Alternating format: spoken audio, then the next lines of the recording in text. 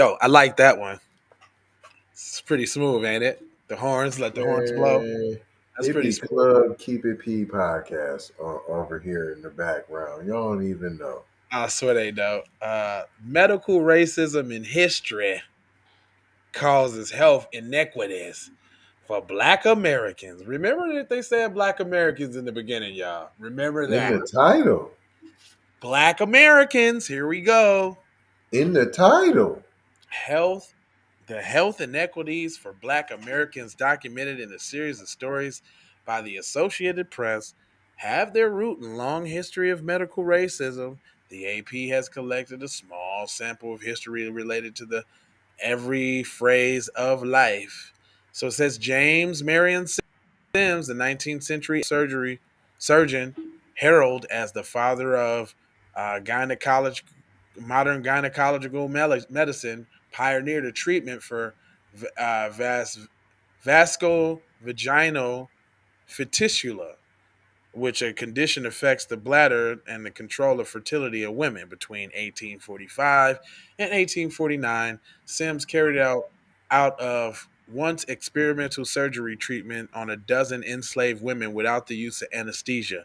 He has Mm. been both defined as a product of his era and panned as an unethical and inhumane son of a bitch. Because he is. They didn't say son of a Period. bitch, but I said that. So basically, if y'all didn't get what they saying here, he's only famous for doing medical experiments because he practiced on enslaved women without anesthesia, so they felt every cut, every sliver while being held down under the knife. Hold on. Why we are not saying that correctly, sir? What? These weren't these weren't just random enslaved enslaved women. These were enslaved black Oh well, yeah, I did kind of assume, yeah, right. Random women. enslaved black women. Oh, some of them were Asian, some Nah, of them was Native American. nope, There nope. was a couple Yugoslavians in there and Russians. There was a Russian in Or there. was it? You It know was them. You know them Irish used to be slaves too. Now no, you know that, right? no, stop. I don't want to hear it. Stop it. Sim belief that black people can endure more pain than white people is considered a form of racism and still present in the field of medicine today. Hence the reason why they strung out on opioids and get all the pills, All the pills, all the drugs. all the drugs. The reason why your tooth hurt and you go to the doctor and they want to give you some Tylenol threes and say work it out. They're gonna give you some oxycontins. No, that's what they giving to Timmy and them. That's And what then I'm saying. That's what they get. they get Oxycontin. You get Oh Tylenol man, threes. you ain't even getting Tylenol 3. They gonna tell you to go get ibuprofen over the And counter. not go get some ibuprofen and schedule this extraction.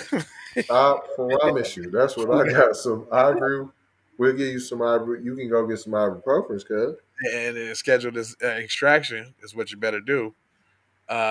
Is a from the medical school students of various racial ethnic backgrounds to the primary care providers of small and large practices. The bias has adversely impacted the health outcomes of Black Americans, and it is also the source of Black American skepticism among modern medicine. Behavior changes in black children throughout history is typically in educational settings and has been met with inequitable, inhumane, and extreme treatment. Systematic racism, behavior counseling, and psychotropic therapy for school-aged children has met lifelong adverse consequences for generations of black children. One thing is forcing a lot of kids into IEP or special classes because that and they start to internalize that they slow for life. But then it's very few of them that recognize that as a trip. RT, RT. What? You can't hear There me? you go, Down back? sir. Yeah, it's only sometimes that they recognize that it was all a trick and they actually come up from that IEP or them little slow classes they put people in. But from the funneling of black students with the learning disabilities into special education tracks and the lack of resources on over reliance on suspension and expulsion to institutionalized and experimental brain operations. experimental brain Hmm? later. Yeah, yeah. Just throw that in there because that's like everything else, but that's actually something physical. The only way you can experiment with the brain would be physically, but we'll just go ahead and leave that out. Dr. Orlando J. Andy's work at the University of Mississippi Medical School in the 1960s is one example. The neurosurgeon testified that he performed 30 to 40 lobotomies and other brain operations on black children and other people with behavioral problems who have been institutionalized.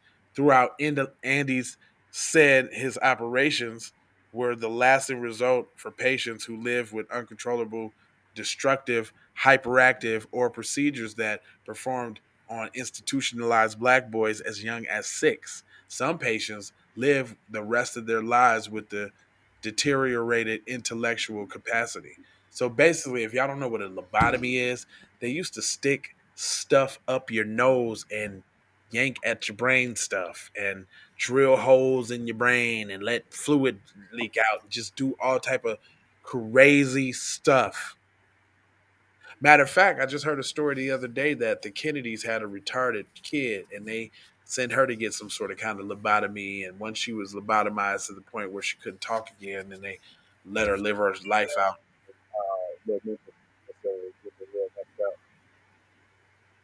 But black children and teens were often perceived as older than they are, somewhere, right? Because of Still the are. right, the bias of the known adultification, they were viewed as less innocent, less deserving of empathy, resulting in harsher, desperate treatment in the healthcare or other system. This attitude Educational.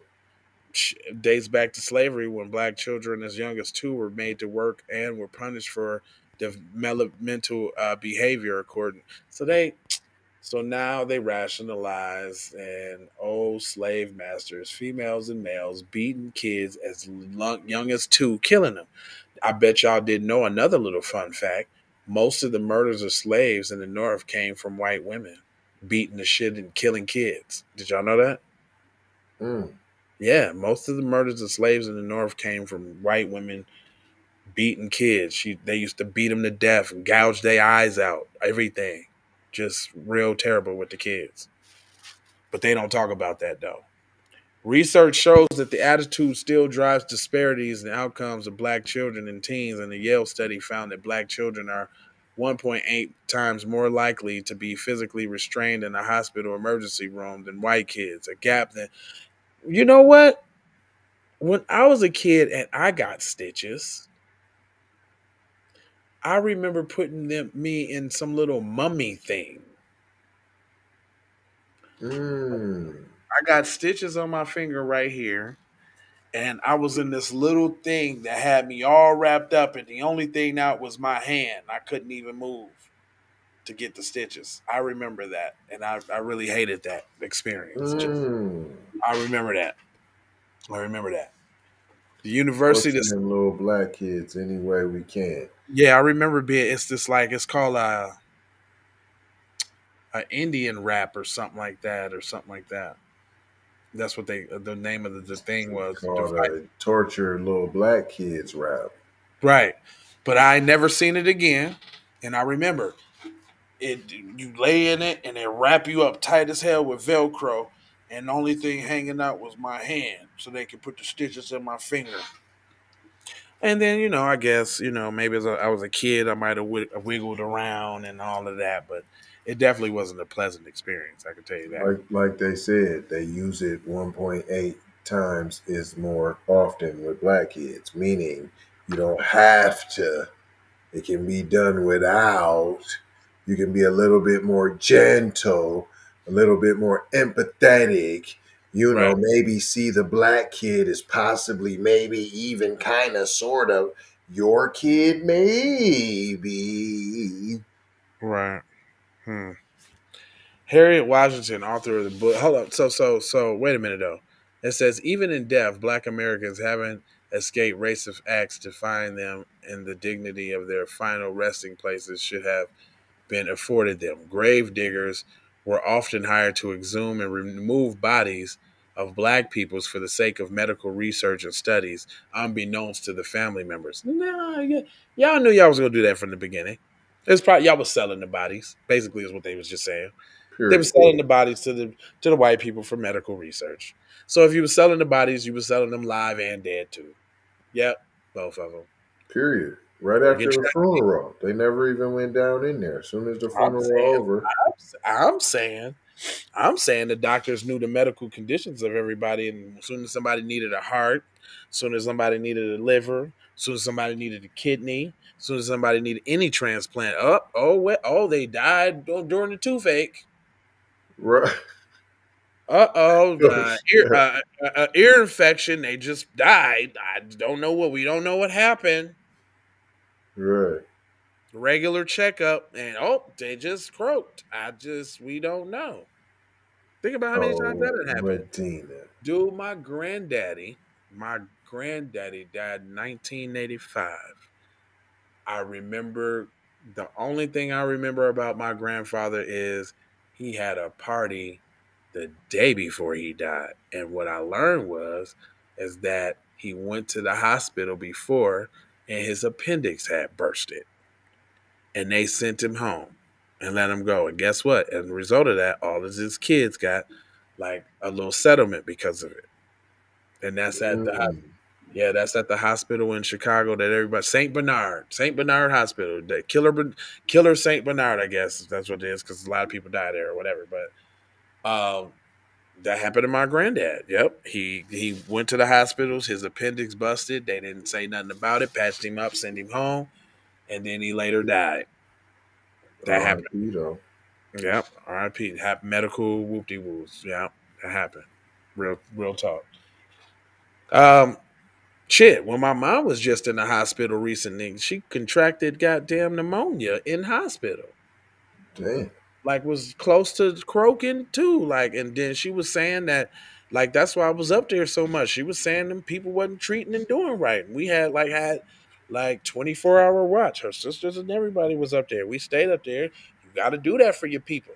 You got They to. because man, she was vulnerable. They was trying to see her out. They would have loved, they play games like that. They get adrenaline rushes from like that. That's a story they get to go home and tell their little people over a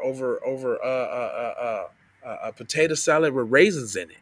Oh, At work this week, I let this old black lady die. Yeah, she had pneumonia. It was really easy. I just did this and I did that. And I just watched her wither away. Her family came in, they was grieving. I thought it was great. You'd be we was surprised. outside laughing. Yeah, you would be surprised what's going on out here, man. Don't think that white supremacy is always this mouth frothing dude with a Confederate flag on and flags on his truck. Mm-mm. Remember the story we did about the Pictures of his truck. EMSs that would automatically stick black people with bigger needles and not give them the CPR and all of that, and they went on trial. Remember that they was playing God? Them on C, them, Mm-hmm. mhm. We do these stories now. We do these We do stories. these stories now. Our job to bring y'all attention to these things. But anyway, take care of yourself. Love, peace, blessings, and aloha. I'm out the door. For sure. How you already know how. Get some medical before you